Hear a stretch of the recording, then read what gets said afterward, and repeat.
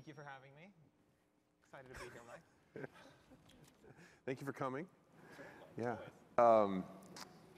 So you're obviously the founder and CEO of Tumblr. Is that a freshwater? Because I actually don't think it was. see, that's the problem. Is it a couple times I've grabbed waters up here and I don't know. Yeah. And That's right. We're not out here for long. And my mic is not working. Is it working when I face this way? Oh, well, that's the important one, I'll speak right? louder. I'm sorry. Okay. Yeah. Thank you. And Roelof, you're obviously a partner at Sequoia and an investor in Tumblr. So it's cool that we get both of you on the stage at once, and you'll understand more later because I can ask questions of you that will get interesting answers given that you're both here. But again, we won't spoil the fun on that. I want to talk about what Tumblr's done over the last few years. So you actually have been there for quite a while. You invested 2-3 years ago? 2.5 years ago. Yeah, and you joined the board then. So, yes. And can you just talk about like how you guys have worked together? Because I think for a lot of people who haven't raised a big venture round yet, it's sort of unclear to them what they can expect from board members and how they add value and how they don't add value. And it'd be great to talk about that a little bit. This is great. I'm getting my review on stage. We talked about this stuff before. I mean, so this was a really pivotal moment for Tumblr. I mean, actually, a little bit of context. I started working with, two of the best investors in the industry, Spark Capital and Union Square Ventures, pretty much from day zero. Actually, Bijan Sabit at Spark was one of the first people to kind of give me a push to shut down my consulting business and go into Tumblr full time.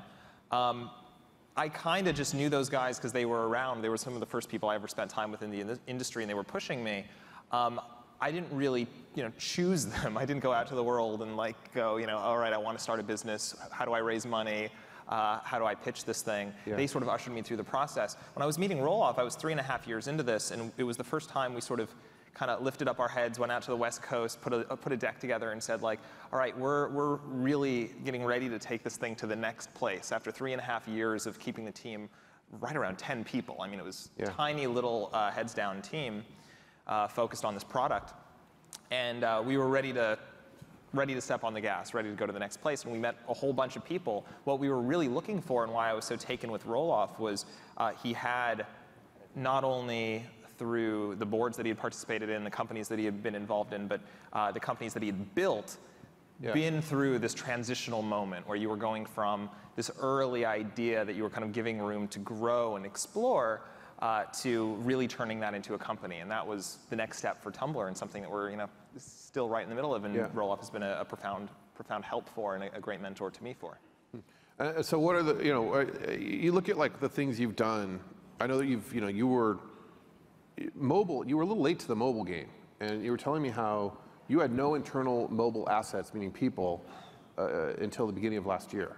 That's right. So we were late to it. I mean, we started, before there was an app marketplace, which, as we know, changed the landscape entirely. Tumblr started as a platform to build websites, and about 3 years in, when that app marketplace started to really take shape and take hold, we were excited about it. We didn't have the resources on our team to do anything about it, so we started to work with some, we outsourced it. We went to some other agencies, worked with consultants who helped us build our iOS and Android apps, which was fun for a while, was okay for a few months there, maybe the first year. But as the quality of the mobile experience, or sorry, I should say the demand of kind of quality on the mobile experience started to really ratchet up as more and more people were building more and more better mobile experiences.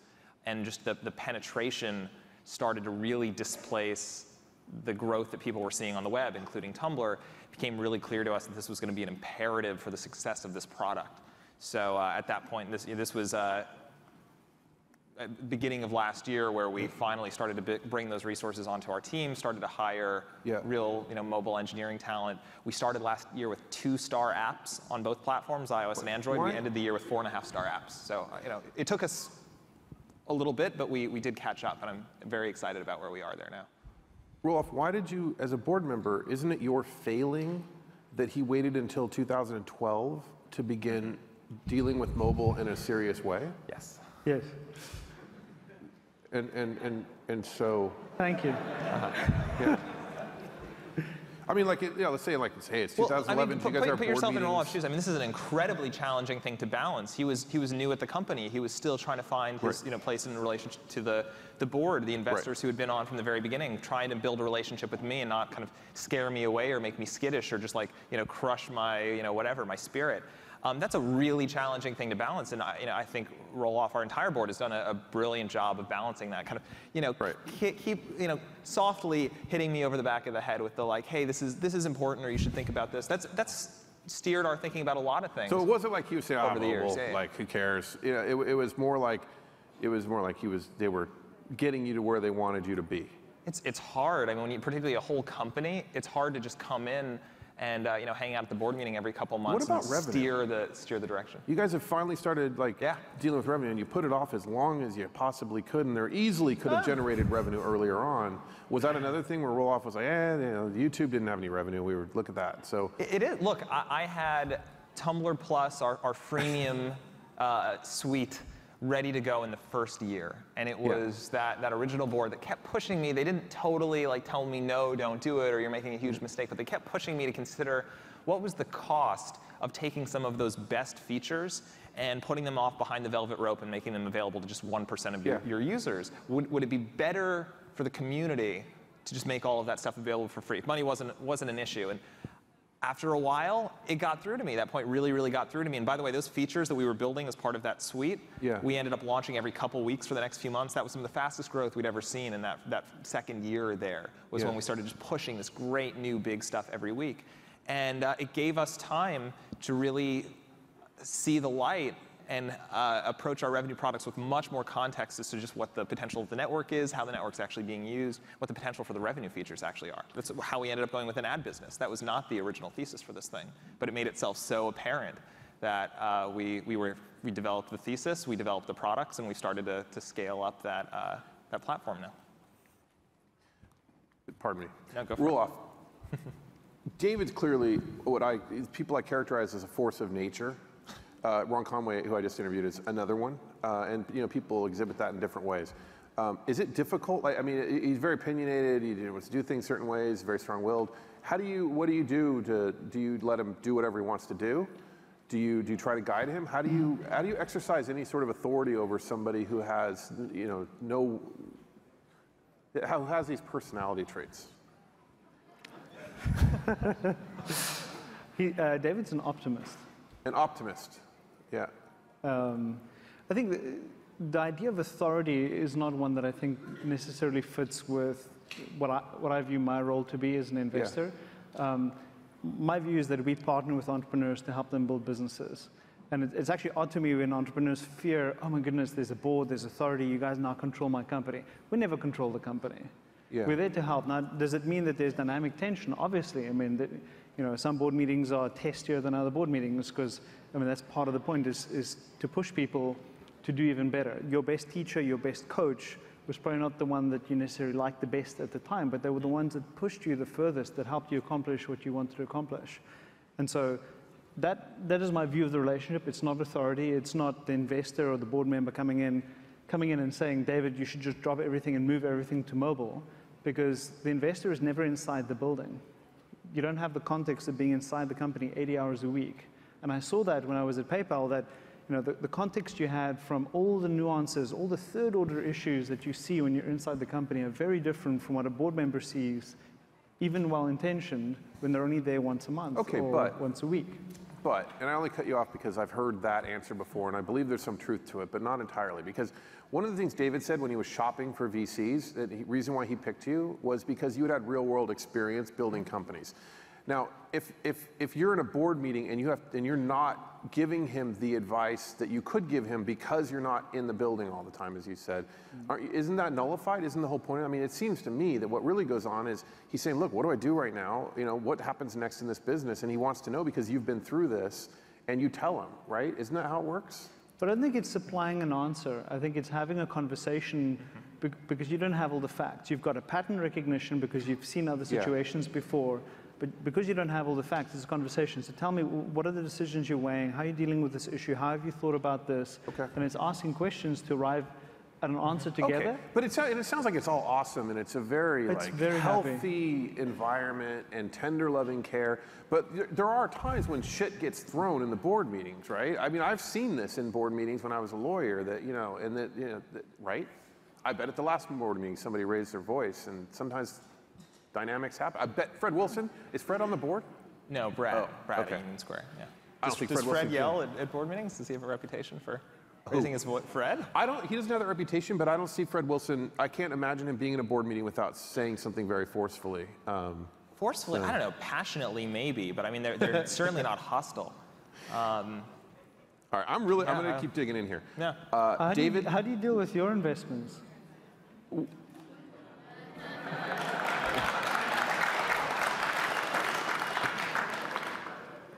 Yeah, I let you have that moment. I let it sort of go. We don't take board seats, obviously, and so we don't. So you just pass it? Hey, you're an investor in our fund. And now I'm going to ask this question, David. If you had to look at roll-off and review him, what would you say his biggest failing as a venture capitalist and a board member is? Where can he improve the most? Look, California. I think the biggest failing right now is that there are of this whole industry is some of the most interesting things are happening outside of the valley right now, and That's my fault. It's awesome. No, I mean that's one of the things that actually I was really excited about, and one of the things that we kept hearing from the industry was we were, right around the time that this Tumblr was kind of becoming a company, going from this little hack, this product and this idea, turning into a company and bringing these investors over from the West Coast, like Sequoia and Greylock. You've been spending more time in New York City. I mean, you make a trip of all of our board meetings and come spend 2-3 days and see what else is going on, meet some people. I think that's it's incredibly important to me because I love the city and the community here. His biggest failing He's an optimist, I told you. Yeah. His biggest failing is that he is spending the right amount of time here. This is a selfish. I don't know if I would just generally say. You can't say anything negative, can you? I don't know. About anything.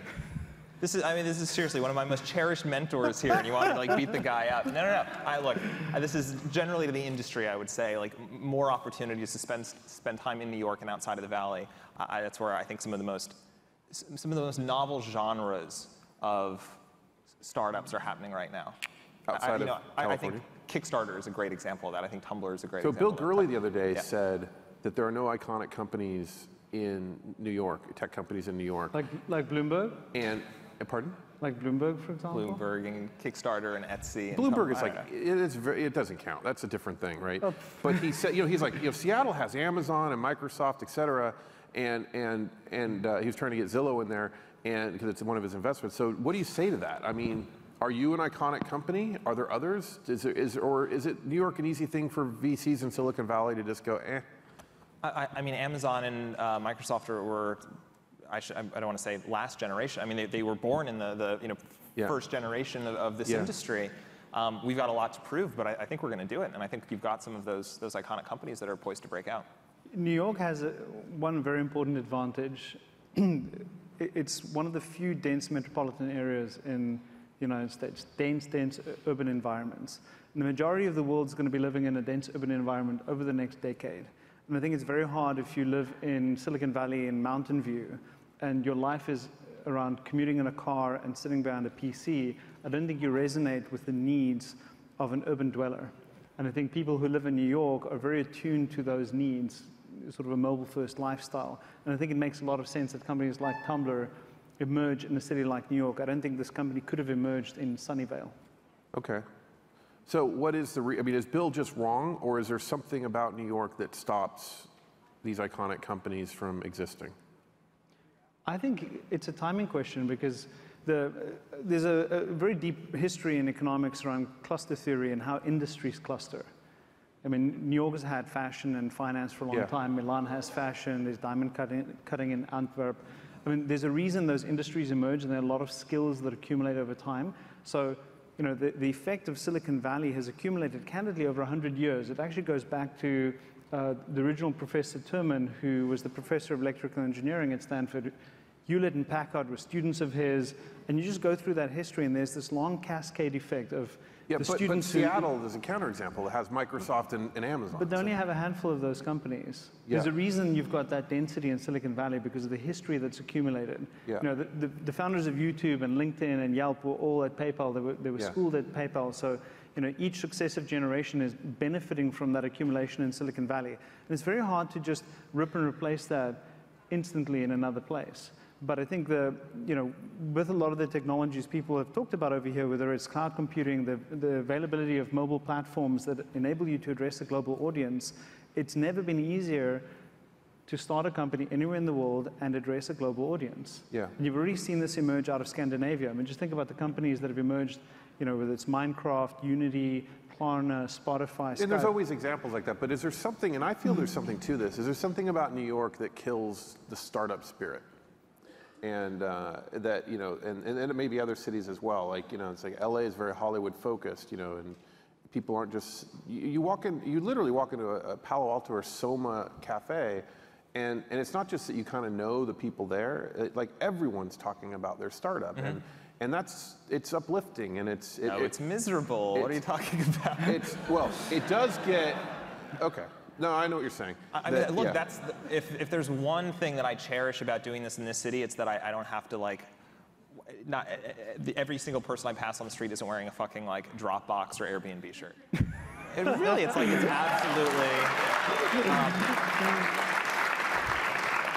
I think it's important, because I think if you're just steeped in not just this industry, but what's really a hyper-competitive industry where you're just constantly paranoid about, oh my God, is my engineer talking to this company, and are they being recruited, and what does this investor think about me? It's wonderful to be able to escape it. It's wonderful to be able to escape it and spend time with people in other industries that you can serve, industries that support whatever, you know, your market is, and spend time with people that can appreciate what you're building with a real user perspective, not a startup perspective, not a founder perspective. So I really got you going when I was starting to trash New York a little bit. Yeah. Well, no, you touched on one of the things, like, I absolutely hate about the Valley right now. Right. Like, walking up and down University is like, it's perfectly pleasant. It smells very nice. I can't handle more than a day and a half whenever I'm out there. Okay, but I'll counter with this. As I walk the streets of New York, and every time I come out to Disrupt, it's like, oh yeah, that's what urine smells like dried on the sidewalk, right? And Depends where you are. So,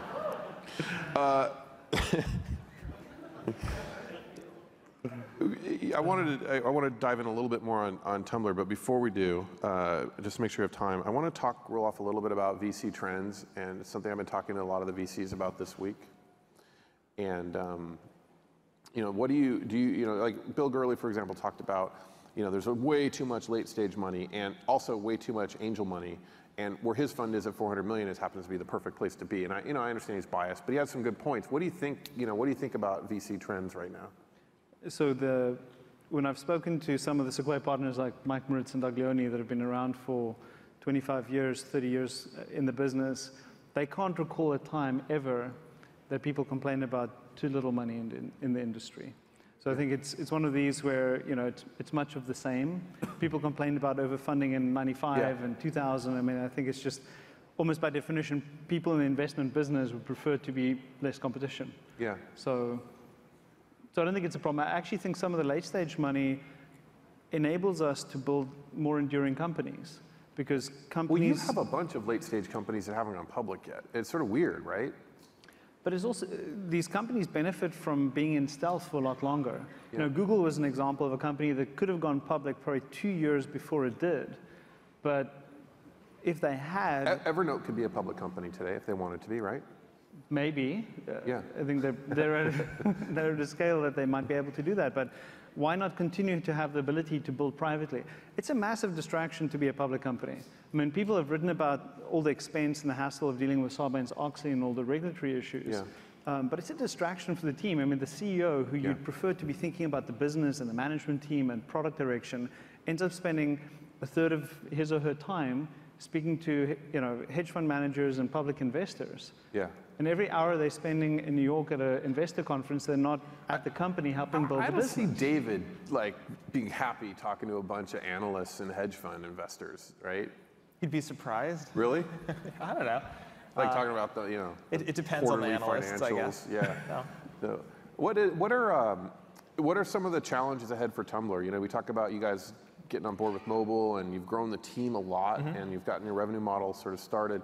Looking forward the next year, what are the things you two are going to be working on? It's the advertising proposition. Like, we've seen great early traction, but we have a story that we really, truly believe stands apart from what the other big networks are doing right now. Yeah. And what is that story? So that is, look, so right now, all of the big networks are really focused on this bottom of the funnel intent that's out there on the web. So kind of trying to replicate the magic at Google, where somebody shows up, they're looking for something, there's intent, and they harvest that intent by hitting you with that perfectly targeted little blue link that's designed to send you through to buy the car from this dealership or use this asbestos attorney, or whatever the thing is. The emerging networks that are building ad businesses are following in that model, using the intent that they can derive from great demographic targeting, from kind of trending timeliness. All right. All those products are still little blue links designed to convert. What we're giving advertisers room to do is we're giving them space and a canvas to create the kinds of ads that win awards, the kind of stuff that they've been doing in traditional media to date that they haven't had room to do on the web. So no little blue links on Tumblr. These guys have space to do anything. They can do, if they want to do a 4-second loop, they can do a loop or animation. If they want to do an hour-and-a-half long documentary, if they want to write an essay, if they want to write something that looks like a tweet, if they want to do a gallery of photos, if they want to do one high-res panorama, they can create anything on Tumblr, and they can make it look anything they want. So this is your focus, is to perfect that model. That creative brand advertising that's had nowhere to live on the web. Yeah. And great thing is, one, it's something that we've already been building tools to do for the last few years. Other great piece to that is it fits in really nicely with all the other types of advertising that are going on out there in the social world. So good examples of that would be Old Spice building their Mr. Wolf Dog campaign on top of Tumblr. MrWolfDog.com lived on Tumblr. They were buying media around MrWolfDog.com all over Twitter, all over print, all over television, all pointing back to this presence on Tumblr, where they were also paying for advertising. So that ability to, again, create ads that win awards, which there's still a big contingent of the ad industry that's why they got into the industry. They had Mad Men aspirations to make great ads that move people, inspire them to become customers. That's what you'd call top of the funnel, the stuff that inspires you to go out and buy a BMW, even though you don't really need a new car, but like the new coupe, like racing around that like curvy road on the mountain, just like made you think, I could probably afford to finance another car to like whiz around on the weekends. That kind of advertising doesn't have a place on the web today, really in the new world today. And that's what we saw advertisers doing on Tumblr over the last couple of years, and what we started to model our ad products off of. All right. So we've started to get the early traction there. We've got 10 out of 10 of the top Hollywood studios spending on campaigns right now. What are revenues now? What are revenues now with sort of the basic level? I'll tell you our, what's it called? Our revenue? Average campaigns are now north of 6 figures. We broke that earlier this year. I mean, like, they're rationing. That's like, 6 figures is $100,000. Yeah. Yeah, I always get that wrong. So sorry, yes. That's per campaign. Yes, so the budgets are starting to ratchet up. We've got some of the best advertisers in the world, and the most important thing to us is they're starting to create really great content. You look at the stuff that they're doing on Tumblr, it looks nothing like the little blue links that they're doing elsewhere. I haven't heard anyone in years be so excited about ads as you are right now. Well, look, I had no qualms about this early on in Tumblr's life, that ads on the web really turn my stomach. They do, they really turn our stomach. But ads on Tumblr do not. That was the thesis. That's cool. what we believed we could do. That there were still those great creative advertisers out there. There were still creative agencies that wanted to make ads that win awards, and you can't make an ad that anybody even remembers on Twitter or Facebook today. Yeah, it's stupid. Yeah, but Tumblr is going to be cool. So okay. That was the thought. That's awesome. Starting to work. But look, so that thesis and setting this thing apart from. Or do you think it's completely full of shit? Okay. No, I said he's awesome. I'm like, because you were, it's just, you believe this shit. I do know. Hopefully, I'm not completely full of shit. I really, I do believe. It doesn't really matter. You believe this, and it's, so that's how things happen. So listen, I got to get us off stage. We've got everyone waiting. Thank you so much, Mike. Thank you. Yeah, thank you. Thank you so much, dude.